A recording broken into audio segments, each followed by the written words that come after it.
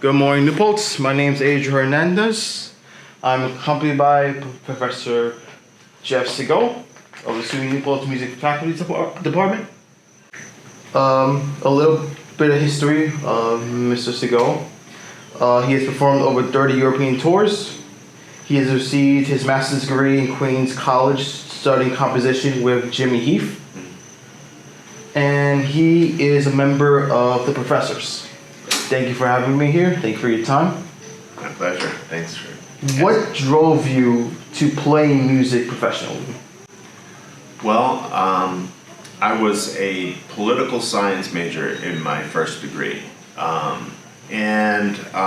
which I graduated with a degree in political science. But my time I was a junior or senior, I can't remember which. I read Tennessee Williams' play for class.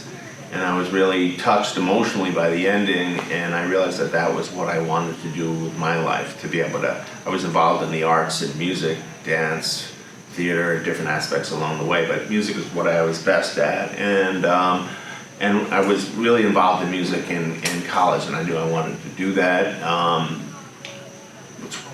So then I was taking the law boards for potentially to go to law school, which I had been gearing myself up for, even though I knew at that point that I wanted to play music professionally. And all I could think of when I was taking the law boards was this gig that I had when the test was over, and that was like another epiphany, a voice saying to me, like, here you are taking the most important test of your life, and all you can think about is this gig you have to play. So I was lucky enough to have a couple of moments where I had some clarity as to this is really the direction I need to go in, and I gave it I said I'm gonna, give it my best, try, effort to see if I can do it or not, because it's very difficult. There's a lot of dues to be paid, and a lot of people can't handle that, and so I had to see if I could handle that. It was a struggle, but it's always gotten better. What does jazz music mean to you? Well, it means a lot to me. It's especially like kind of what I was going for originally. It's a means of self-expression. That happens, we can do that in many of the arts, right? Dance is very expressive, theater, all these things. Art. In jazz, you're dealing with sound, obviously, and you're doing it in the moment. That's the thing about jazz. It's not all necessarily worked out. There's a lot that you work out, but you're expressing yourself spontaneously in the moment with other musicians, if you're playing with other musicians. It can be done solo, like solo piano, but I love that interaction with the other musicians. So it's a means of self-expression and communication with the other musicians and the audience too. It's a shared experience. What can we expect from the faculty jazz ensemble? Well, there'll be a lot of spontaneity. We generally don't rehearse very long, and we work out who's going to solo on what song, and people are going to bring in original material, some of which we probably haven't played before. So we'll get maybe 10 minutes to rehearse the song, and maybe everyone doesn't even solo on the rehearsal. And then we say, okay, we're going to see what happens, during the show. We will have solos, and so who knows what will happen. Maybe you're expecting that, the bass is going to be playing at a certain time, but he decides to lay out on something, and that changes things. Or I lay out, or whatever. Or two people play together instead of one. And so all kinds of things can happen, which is part of the fun,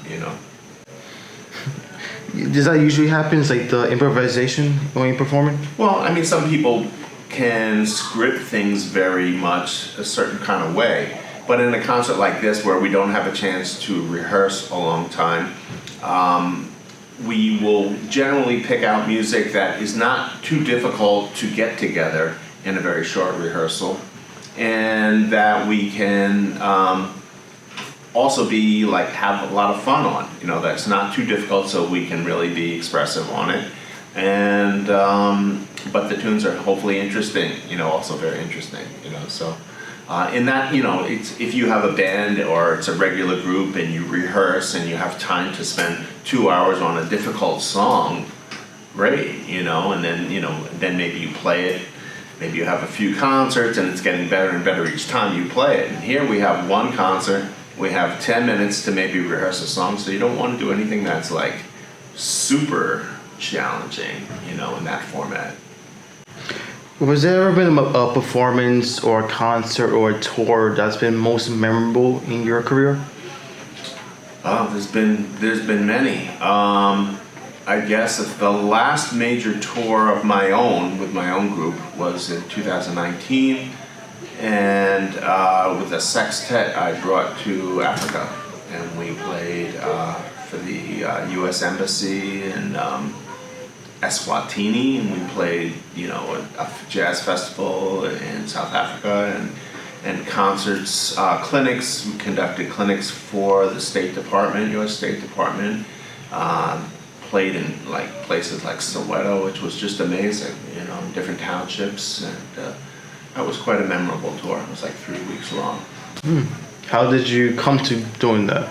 Oh man, it was a lot of work. It took me years. It was inspired by a great musician friend of mine who actually once came to SUNY, and he worked with my students one afternoon. It was amazing.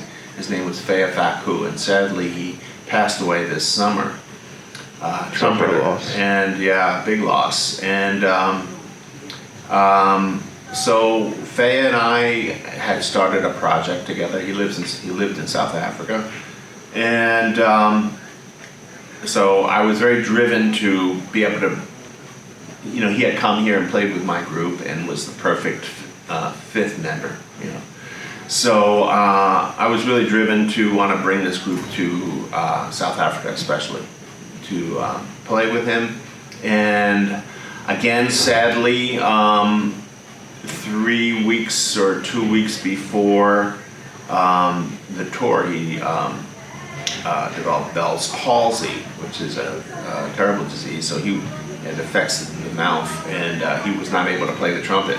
So he was not able to play on the tour. We did some clinics together, but he was a marvelous musician who probably wrote about 300 compositions at least. Has a book of published songs, and was a real gift to the world. That's for sure.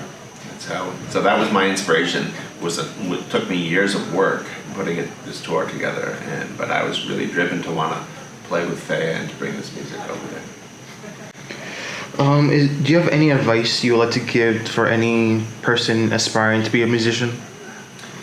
Well, some older musicians that I have performed with, and at the end of their lives, they've said to me, or they would say to students, like people in their late 80s, like follow your passion, and whatever your passion is, whether it's music or something else. Hopefully you have a passion, or you discover your passion.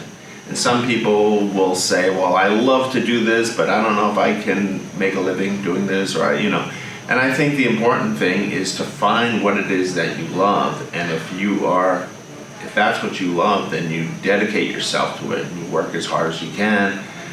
And I think that the universe will help you, as long as you're sincere in your effort and you're giving your best effort, then things seem to fall into place. It's not like it's overnight by any means, but I think it's possible for you to. I think that's basically why we're here on this planet, is to discover that passion, to find what you really like to do and do that. So if it's what you love, for the young musicians, then dedicate yourself, work as hard as you can at it, especially at that age, because as you get older and take on more responsibilities, it becomes harder to find the time to really practice as much as maybe you did when you were younger,